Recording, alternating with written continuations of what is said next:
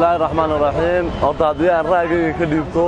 in shirkaas saaka muhiimka ee ka dhacaya magaalada Djibouti shirkani horta waa mid aad u muhiim ah wuxuuna muhiim ku yahay horta 30 sano wada hadal caadi oo foolka foolama dhicin marka waan soo dhaweynaynaa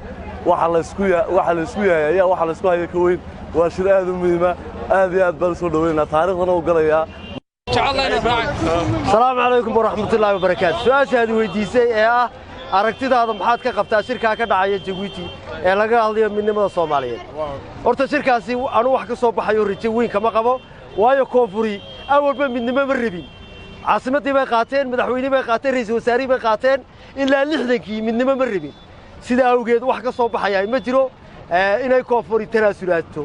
ama midnimada ay doonayso inay cadeeyaan mooyaane khiyaamada bolisku hagoogtaay ma aqbalayna baan leenahay assalaamu calaykum waraxmatullaahi wabarakaatuh أعوذ بالله من الشيطان الرجيم وهذا الصومالي لا يا صومالي هو مقدس وحنا نسوي صدق سنوات بان نسوي نينا إلا ولا هالله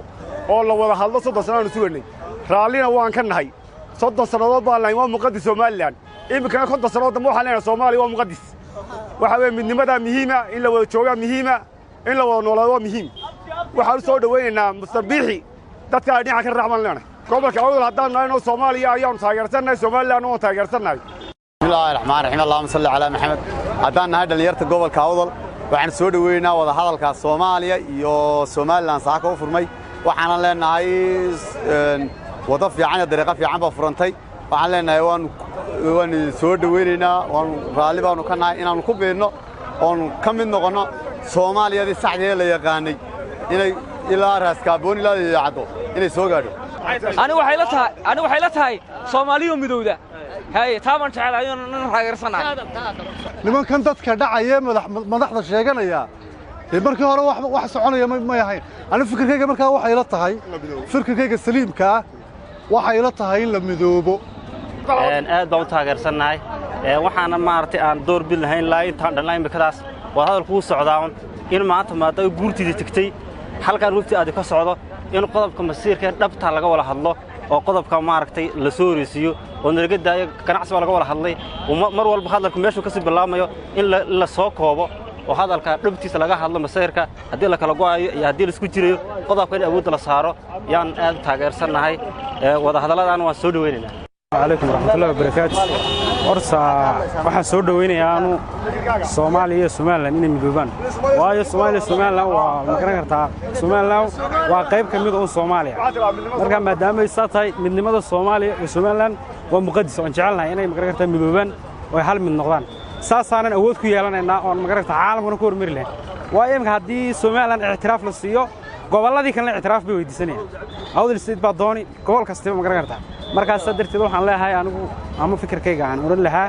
Soomaaliya Soomaaliland hamidoobaan gobol kasta ma garan kartaa waa qayb kamid ah Soomaaliya taasaanan awoodiyo ma garan kartaa dawlad kula jaan qaadi karna waxaan rajaynayaa shirka ku dhacay Djibouti inuu ka soo baxo midho ka soo baxo inuu ka soo baxan jecel lahay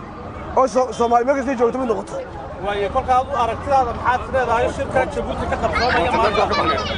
maxaa ka soo bixi kara baad fileedahay anu waxaan rajaynayaa shirkaasi inuu noqdo shirka hore mid noqon mid ka duwan noqdo oo Soomaaliya mid noqotaan jecelahay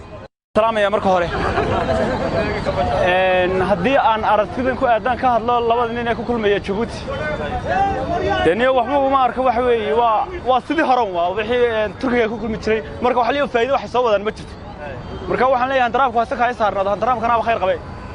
marka waxaan leeyahay faa'iido aan ka soo korinaysa xamariyadii baa islaynaysa marka meel la isku cunayna aadnaba ma haba bartan aan iskaga gaajoonayna oo ku amni helaysa shacabka